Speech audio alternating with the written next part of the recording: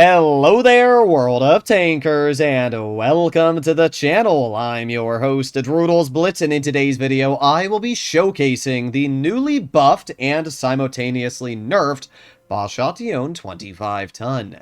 This Tier 10 French light tank used to have an incredibly dangerous 105mm, and honestly, it is still pretty dangerous. You can deal 1050 damage in less than 4 seconds when you activate Shell Reload Boost. But it did have some nerfs. First of all, the gun went from AP to APCR standard, meaning that firing shells along distances or at angled plates is going to be rather less effective. Not only that, but it also lost on its on-movement dispersion and its aiming time. So essentially, the 105mm, it's still a solid option. You're going to deal a lot of damage, 350 a shot. However, the downside is that you're going to have much worse accuracy, you're going to have to sit still to get your shells out, you have worse penetration.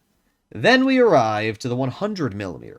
This gun was substantially buffed in the latest update, going from 0.16 on move to 0.12. Its damage per minute got faster because the intra-clip went from 2.5 seconds to 2.22, which obviously makes not only the tank have a faster dumping potential, but also gives it way more DPM. It got a 200 damage per minute buff, now sitting at 3200 DPM.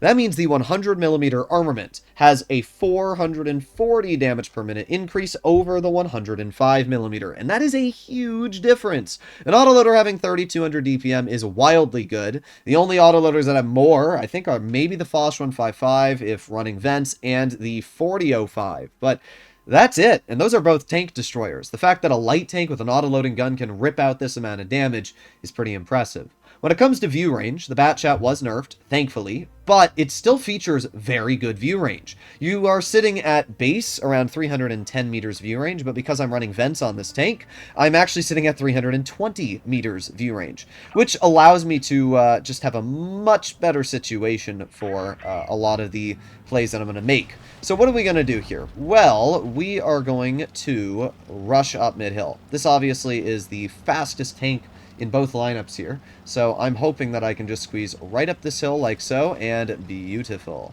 There you go. We have the enemy grill detected, and I'm not too worried about this Caro. Oh, what are you doing, WZ? You had a lot of room there to make your decision, and you picked a real wonky one. I see that grill staring at me, and there's no way I'm letting that, I was gonna say there's no way I'm letting that grill hit me, but that sucks for my teammate specifically. Alright, well, unfortunately, we are already down a tank, and there's nothing I can really do about that. I mean, I'm hoping that the T-95 gets spotted, and then I can get some damage into him, but it does not look like that's happening, at least as of yet. I don't know where that 95 is. That's the question.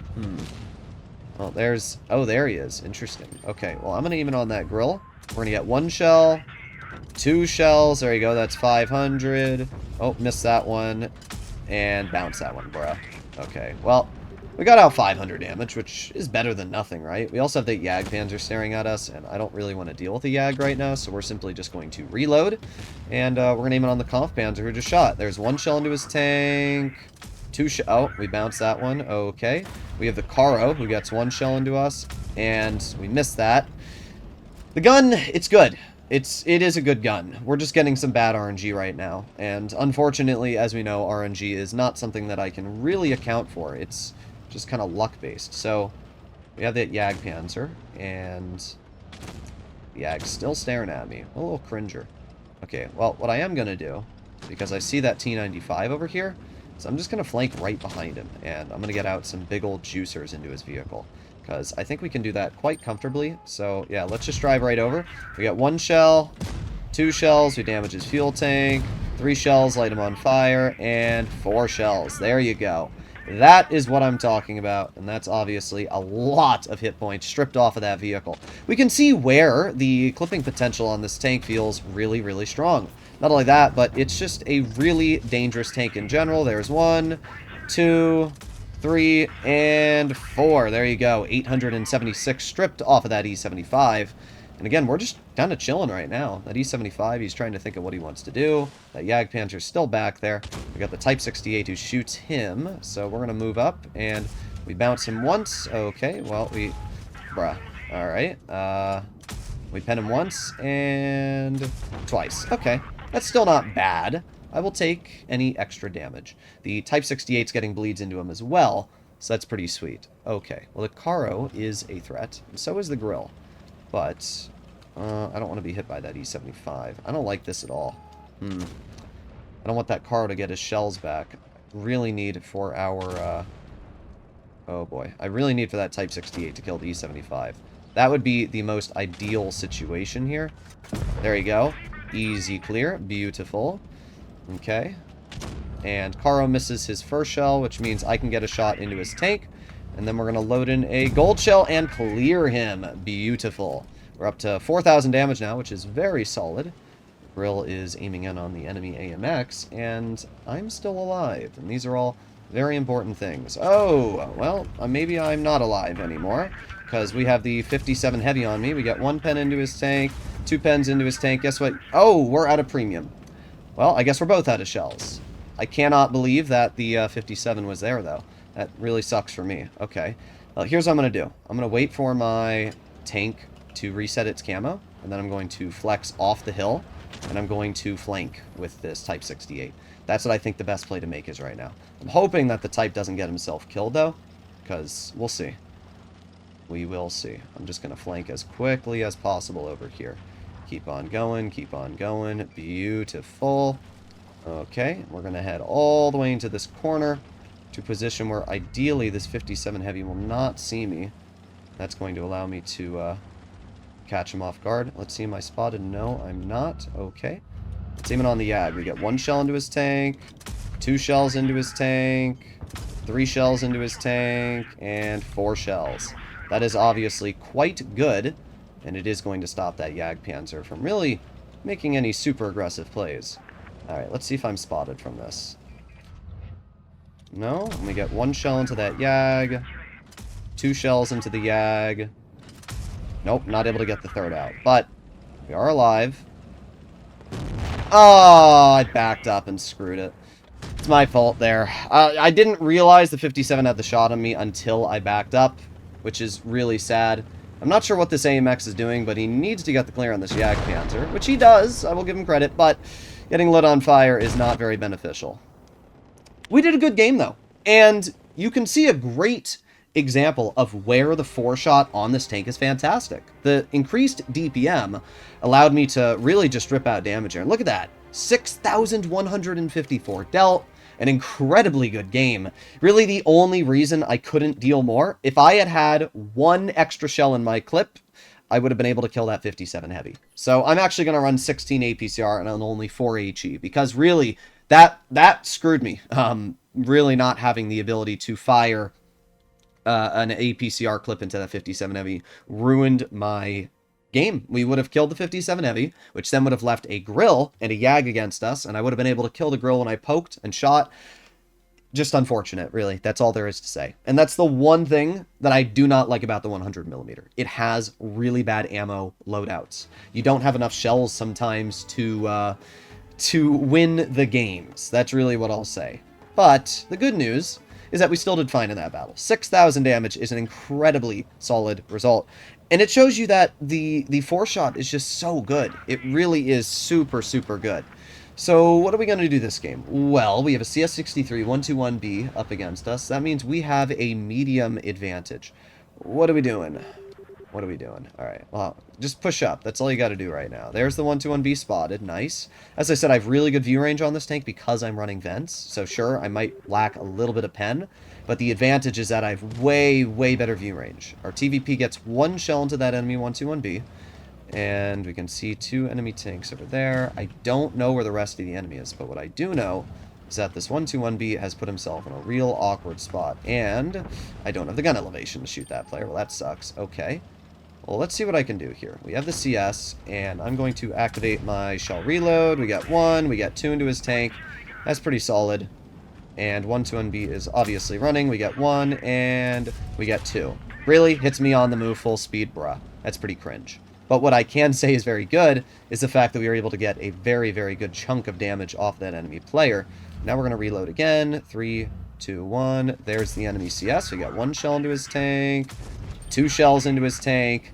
Yeah, again, The fact that you have so much DPM with this 4-shell gun means that I'm able to just constantly reload this clip and rip out damage into our opponents, which is something that cannot be said for a lot of autoloaders. So we have that 57 heavy in the back here. We're going to aim in 1 shell on his tank. 2. Not able to get any more, and that 183 is a big, scary threat, so I don't really want to be shot by that. This is most likely a loss. It's just like our previous game, where team falls apart, and there's not much I can per se do to counter it. But we'll see. We will indeed see. Our TVP is getting some bleeds out, which is obviously quite good. We have the 4005 in front of us, and we bounce him with 1 shell, but we're going to load in an HE clip. We get 1, we get 2, and we get 3. There you go. That's pretty good. That takes off a decent amount from that player. 4005 is going to shoot my TVP, but the TVP is now going to have the ability to do the complete opposite and get some damage into the 4005. Hopefully he gets 1, he gets 2, and there you go. Beautiful. Okay. Well, we have the 183 on the side, we got the 777 on the side, and let's aim it on that 777. We get a 264, we get a 246, we get a 248, and a 259. Again, this gun is great. Like, people do not realize how solid this gun is, but it truly has amazing damage output, and the DPM is just so good on this vehicle. So what we're going to do now is we're going to see if we can spot that 183 possibly. I think that he was, you know, close to climbing up this hill over here, but it's always hard to really tell what the enemy team is planning on doing, so I'm being very cautious here. I'm just waiting, but I don't think that 183 is going to try and cross it. I could be wrong. And to play it safe, I'm going to maneuver all the way wide like this. And this way, if that enemy 183 does try and cross. Okay, there you go. Now we know where he is now. Nice. Alright, so then we can flank behind the enemy. We have a full health XM66F. And nice, 183 bounces him. That's huge as well. Okay, well, he's dead. We have the E4. We're going to activate our shell reload. There's 1. There's 2. There's 3, and 4. Boom. Look at that damage output this tank has. I mean, it's incredible. I don't really see where people are saying this tank is honestly that nerfed, because to me, it doesn't really seem all too nerfed. We have the 777 who is rushing my teammate. We got 1 shell into his rear, and he's dead. And then we have the 183 that's left, who is obviously a threat, but we'll see. Okay. 183 is... Ooh, we got the 57 right there. Okay. Well, what am I going to do? I am going to flank and see if we can get the clear into the 57. We'll get it into the back of his turret. Wow. Okay. And I don't have the gun depression to get the next shell out. Alright, well, the good news is that we have the 183 here. We're going to get 1, we're going to get 2, and we reload. Okay. That puts us in a pretty good situation because... Oh, man, but our teammate screwed it. Oh, yeah. How do you screw that up? Okay, well, the only world I am going to get out of here safely is if I do this, and I maneuver over here. I need to get that 57 heavy. That's the only play that is a good play right now. So, I'm going to aim over here, and I'm going to wait for that 183. Come on, 57, push me. Push me, you goober. Come on. Oh, there he is. And of course, now I'm a one-shot. I'm just going to pretend like I'm aiming over here, and then hopefully that 57 heavy pokes. There you go. Beautiful. That's exactly what I needed. So now it's a 1 versus 1. Me versus an enemy 183. This is not exactly what I like to see. We're going to reload. And here we go. Let's see. There you go. 1 shell into the enemy 183. And we're going to put on our shell reload boost. 2 shells into the 183. 3 shells into the 183. There you go. He threw the game, and we got a win. That made up for our previous game. That absolutely made up for our previous game in every way, shape, and form. So let's take a look at the post-game results here. 6,731 damage. We aced the tank. We got a high caliber. And, yeah, earned 162,000 credits. So... for anybody that wants to come into the comments and say the Balshation 25-ton is ruined, and it's no longer a good tank because you can't be cringe and deal 1,050 damage in 3.6 seconds with shell reload boost, I don't agree with you. And I had 2 6,000 games back-to-back to prove my point. The Boss Shotgun 25-ton is an absolutely amazing tank. And if you don't believe these games are back-to-back, you can see them right here. First game, second game. And even the game that I didn't show was still a 4,000 damage battle. It was in a 10v10, though. So a little different. Either way, this is an incredible tank. I think that it's even stronger with the 4-shell gun. The increase of DPM allows me to get away with way more than I normally would have been able to. It allows me to deal with that 183. It allows me to reload, to get the clear on the 57. There's just so many situations where having that extra shell and having that much more, DPM is just so nice. So I think the Bat Chat right now is still an incredibly strong tank. And I think people are foolish if they decide to stop playing it because of what has changed. Hopefully you enjoyed today's video. If you'd like to see more like it, please consider smashing that subscribe button down below. And I'll see you in the next one. Bye-bye.